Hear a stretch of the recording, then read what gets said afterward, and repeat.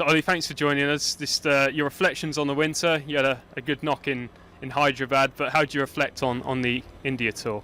Yeah, frustrating. I think that's a great memory for me to have. Also feels like a fair long time ago now, that first game. But I wanted it to be a series after that first knock, especially where I went and scored 600 runs in the series. Annoyingly, didn't find the form for the rest of the series, and from a team's point of view, it's frustrating in that I felt like we're right in the game for probably three of the 5 tests. But we just had the odd bad session which really put us way behind it. And in India, to go win out there, you need to be relentless with your cricket. You need to be brilliant over 5 days, and that's probably the most frustrating thing of them all.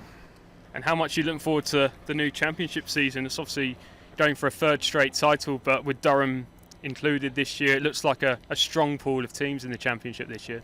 Yeah, it does, and I think you look at Durham, and they're obviously a team that have gone up and they've got a seriously strong side. So they'll be another great team to compete against. But yeah, I can't wait to get going. I think I always love coming back playing for Surrey. We've got a strong team and a good set of lads in that changing room, and it's obviously playing at the Oval every other week as well is pretty special too. So to get back here is it's a pretty exciting feeling, and excited to get going. Obviously we've got Lancs next week to start off the season. Can you just elaborate on Surrey a little bit more? Because you and Ben Folkes were the two players, I think it was in 22, that came straight from England to play for Surrey, because you said, you love playing for Surrey so much, you didn't want to miss out.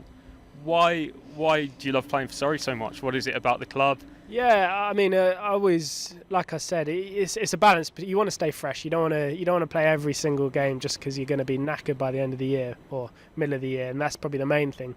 But I think obviously I've played at this club since I started when I was 7 years old, trying to play for the under-9s, and it's obviously very close to home. We've got a brilliant team, which is. It feels like you're almost playing international cricket when you kind of look around our changing room, which is an awesome thing to have, and it keeps you sort of motivated as well, that you've got to kind of sort of try and lead the way within a very talented bunch of players. And also you come in, what can you not want about obviously playing here, sunny day here. It's a nice place to bat, but it's just got a nice obviously atmosphere to it, and yeah, the club means a massive amount. It's obviously such a big club, so I think looking to get three titles on the bounce is enough inspiration to try and sort of come back and give it your all. And added inspiration, I guess, for you. You mentioned how much the club means to you, but I guess a person that might mean so much to you, Alec Stewart, presented you with your Test cap, announced he's stepping down at the end of the year. Just sum up what he's done for you as a player and the cricketer, I guess. Yeah, I think you chat to almost every bloke in that changing room, they've probably got a little story about Stewie, which is a reason why they are where they're at now.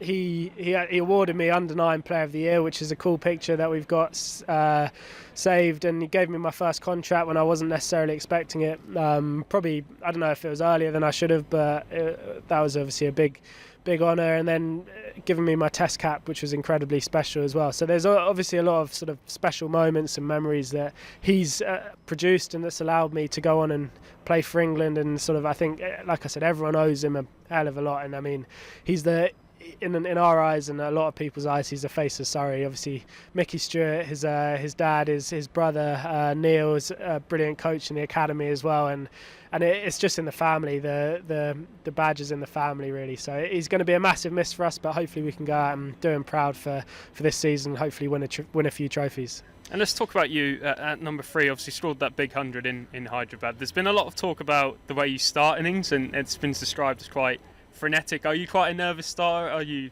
aware of that? Or? I'm aware of it. I think in India, it's something that I've worked hard on. I reckon I used to be a nervous starter, and I'm not saying I'm not now. I think there's always a few nerves when you start batting, and I think what I worked hard on in England, sort of leading up to, obviously, especially in that number 3 role, I got a lot better at starting. I trusted my defence a lot more, and I think in India, for me, my game plan was almost based around trying to put the bowler under pressure at the start of the innings, and that's what brought me success in that first test, and it did it at other points during the series, but obviously not enough. And I think in India, when I probably just didn't adapt my game quickly enough to the pitches that we were on. I think we played on a few pitches as the series went on where you can actually really trust your defence at the start of the innings rather than try and put the bowler under too much pressure. So I think for me it's a good learning, but I think it's not a nervous thing, it's not a skittish thing, it's more just I need to go out there with a slightly clearer game plan just for my first 20 balls and really trust my defence to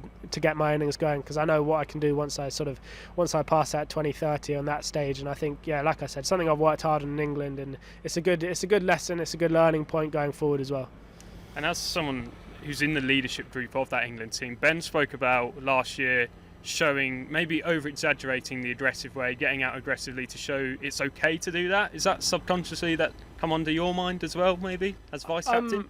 I'm not like that. I think I'm always disappointed when I get out, and I want to try and make the bowler get me out as much as possible. And if I get bowled a really good ball or get a bit of bad luck, you can sort of tip your hat to it. But I think for me it's just about making a game plan. It's about and sticking to your game plan. Like I think about cricket a lot, I think about batting a lot, and I think it's just trying to think as logically as you can and look at the pitch, look at the conditions, and set your game plan out before, whether that's sweeping early on against some of their bowlers or reverse sweeping, then so be it. But as long as I'm clear in my game plan and I'm kind of at peace with it, rather than just making a rash decision out in the middle, which I feel like probably happened once or twice in India, and it felt like as soon as you kind of made that rash decision or small mistake, then you're out, and it's just your innings is gone just like that. So I think for me, yeah, set the game plan, stick to it, and then hopefully that can bring you success. And I want to keep being positive, but it's not about being reckless. It's about just trusting my game and trusting what I do. And how much confidence does it give you as a player? We saw in Vizag, I think, ahead of the second test, Ben and Brendan did speak about the pitch and then consulted you over it. So how much confidence is it that you feel part of that proper leadership team, I guess? Yeah, absolutely. I think with that kind of thing, I need to be in a position where if something happens to Stokesy just for a game or two, I'm ready to step up and take on that role. But at the same time, I want to be someone that can challenge Ben as well. And when I'm in those meetings, it's not about just always agreeing with what they say. If it keeps happening in the future, then it's just making sure I give my point of view, because that's what I'm there for. It's sort of there as an extra voice, extra set of ears as well. So I think the closer that I am with Stokesy, the more it can help sort of myself, him, and the team as well. So I think that's obviously something that we want to keep on working on. And with the amount of cricket that England play in Test match cricket, there will inevitably come a time where Ben has to miss a test or two. How confident are you in making that step up and leading the country, I guess? Yeah, absolutely. I mean, hopefully he's obviously had his knee issues in the past, but hopefully that's all sorted. But no, I feel good about it. I feel like I've been in this vice captaincy role sort of not for ages, but long enough that, and I feel like my cricket brain's sort of there, and I've been watching how Stokesy sort of manages his bowlers on the pitch and manages the field positions and the placements. So I think if it were to happen, I feel good about it. But yeah, all being well, Stokesy plays each of the tests. And you're predominantly a number 3 bat in Test cricket. You spoke earlier on about the schedule and how it's been unlucky that you've not played white ball cricket. Is it quite frustrating to be sort of pigeonholed as a Test number 3 as opposed to just you're more than capable in white ball tournaments as well? Yeah, I think, and all being well injury-wise, I think this is probably the first time in a few years where we've actually got a fair bit of white ball cricket that we can play. This summer, obviously, we've got the T20 Blast and we've got the 100 competition, which is I'm really looking forward to, and hopefully showing off my skills, and we can keep gaining skills that can help with my Test game as well. And then even in the winter, I think we've got a lot of cricket before, and then after there should be a block for white ball cricket. So I think although Test cricket's always going to be my priority and my number 1 focus, and if I feel like there's any detriment to it, then that's always something to manage. But I feel like it can help me keep growing my game going forward, and hopefully get some good chances and put in some performances here in the T20 stuff as well as the 4-day stuff. On AM, on DAB, via the talkSPORT app and on your smart speaker. talkSPORT.